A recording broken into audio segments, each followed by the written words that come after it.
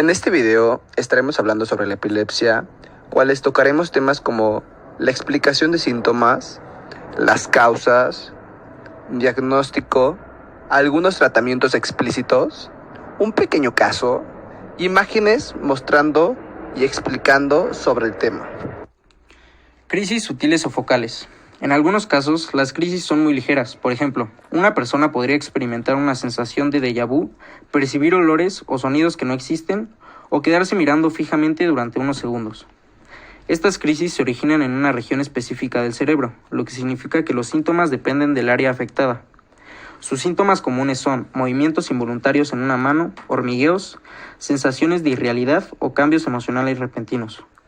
Su duración es entre 20 segundos y 1 minuto. Y su conciencia puede estar alterada o mantenerse intacta. Crisis motoras. Por otro lado, las crisis motoras pueden ser más evidentes.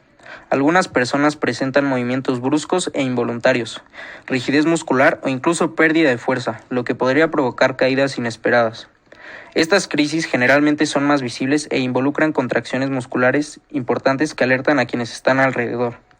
Sus síntomas comunes son contracciones rítmicas de brazos y piernas y también rigidez corporal o movimientos descoordinados. Su duración es bastante amplia, desde unos segundos hasta varios minutos. Es importante saber que las caídas durante una crisis motora pueden causar lesiones graves si la persona no está en un entorno seguro.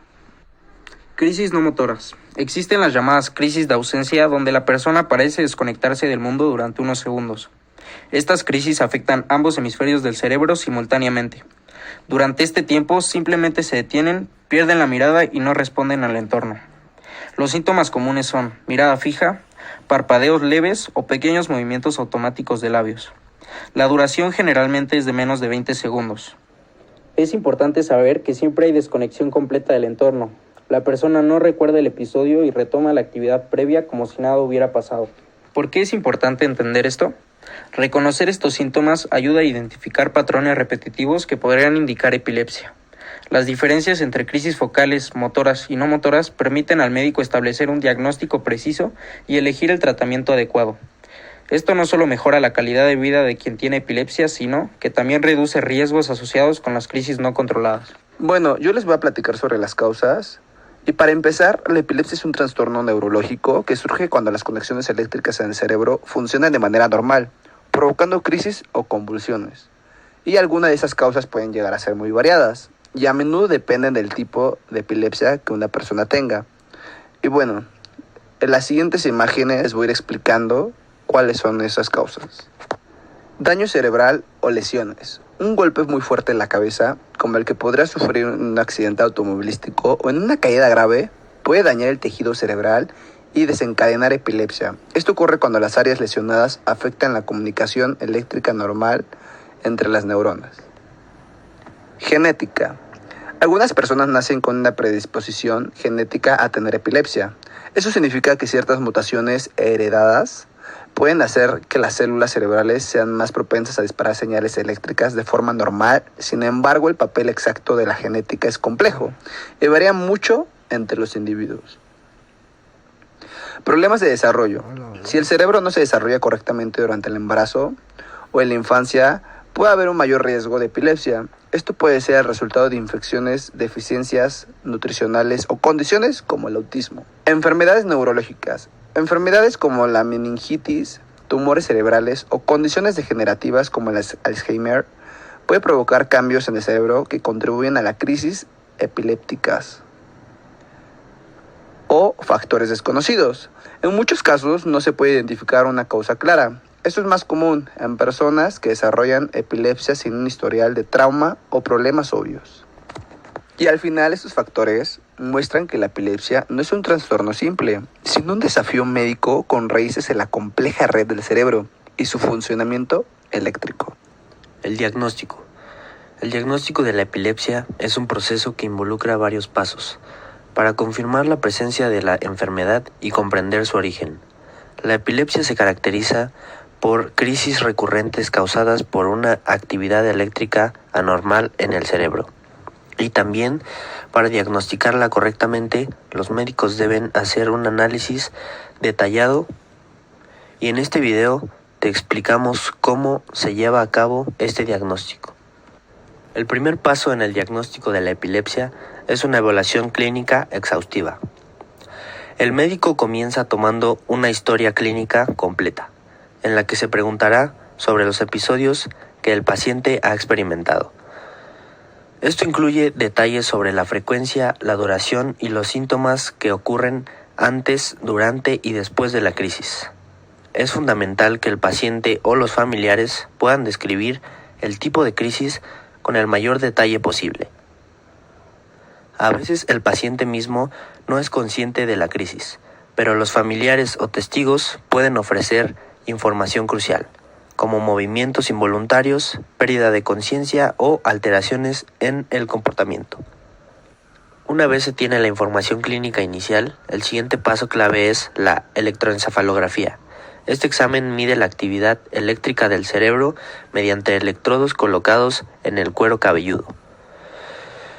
Puede detectar descargas eléctricas anormales que indican una predisposición a la crisis.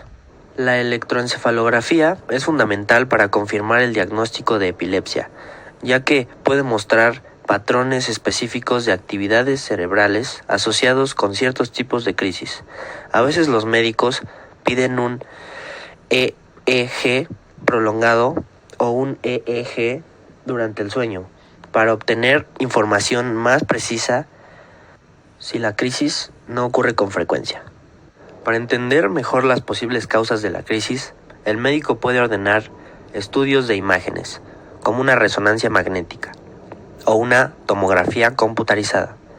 Estos estudios permiten observar posibles lesiones cerebrales o malformaciones o tumores que podrían estar generando la actividad anormal. Aunque no todos los casos de epilepsia tienen una causa estructural identificable, las imágenes cerebrales son útiles para descartar otras condiciones y confirmar que el origen de la crisis es neurológico.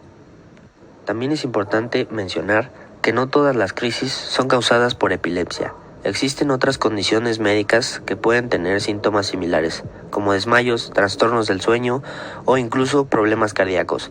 Por eso el diagnóstico de la epilepsia requiere descartar otras posibles causas de los episodios, lo que hace que el diagnóstico sea un proceso integral. Una vez que se confirma el diagnóstico de epilepsia, el médico clasificará las crisis en función de su tipo. Las crisis pueden ser focales cuando se originan en una parte específica del cerebro, o generalizadas cuando afectan a todo el cerebro. Esta clasificación es esencial para determinar el tratamiento más adecuado. El diagnóstico de la epilepsia es un proceso detallado que incluye la evaluación clínica, el EEG y estudios de imágenes, entre otros. Con un diagnóstico preciso, se puede iniciar un tratamiento adecuado para controlar las crisis y mejorar la calidad de vida del paciente. Si experimentas síntomas de crisis, es importante buscar atención médica para obtener un diagnóstico oportuno y un manejo adecuado.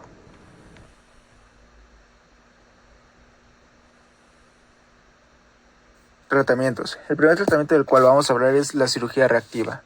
En este el cirujano va cortando los tejidos cerebrales en donde ve que podría estar ubicado el tumor, la lesión cerebral o la malformación que está provocando estos problemas epilépticos. El siguiente es la terapia térmica intersticial con láser.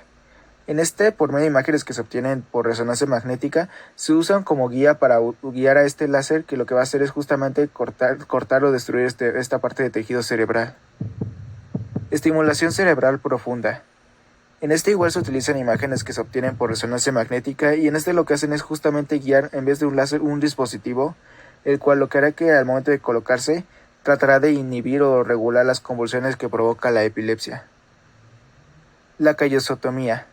En lo que se hace es extirpar parte del cuerpo calloso, que este cuerpo calloso es el que une a los ambos hemisferios, el hemisferio izquierdo y el hemisferio derecho. La hemisferectomía. Solamente se utiliza en niños que nacieron presentando las convulsiones de la epilepsia, y lo que se hace es de que se extirpa parte del hemisferio, del cual podrían ver que podría estar ubicado el problema de la epilepsia. El caso clínico que vamos a ver es de una mujer de 32 años, la cual pesa 96 kilogramos, su talla es de 165 centímetros, Su IMC es de 40.4, dando así que tiene obesidad tipo 2, la cual acudió al doctor en pleno ataque epiléptico acompañada de su marido. La valoración inicial con la que llegó fue de una tensión arterial de 137/87 mmHg, una frecuencia cardíaca de 110 pulsos por minuto, una temperatura de 36.7 grados centígrados, una frecuencia respiratoria de 13 respiraciones por minuto, una saturación de oxígeno de 91%, y el diagnóstico que le dieron fue convulsiones sin especificar. De ahí sus antecedentes clínicos. Los antecedentes clínicos con los cuales ella constaba era de que tenía epilepsia focal criptogénica, la cual es un tipo de epilepsia que no tiene causas detectadas. Tenía un buen control de estas hasta 2018 y a partir de ahí tuvo crisis en marzo, mayo, julio, septiembre y octubre. Justo en este mes ingresó en estado epiléptico. También otros antecedentes clínicos con los cuales ella constaba era el de síndrome ansioso depresivo y el síndrome ovario poliquístico, que es un síndrome de desequilibrio hormonal. El tratamiento del cual a ella le dieron fue de fármacos y los fármacos que le dieron fue de eslicarbazepina, que es uno para tratar las crisis parciales, otro que fue un lamotrigina, que es otro antiepiléptico que varía según la cantidad de crisis. Otro medicamento que le dieron fue el perampanel, que es para tratar crisis epilépticas focales. Otro medicamento fue la paroxetina en hidrocarburo, que es para controlar la ansiedad y la depresión. Y otro fue la heparina, que es un anticoagulante.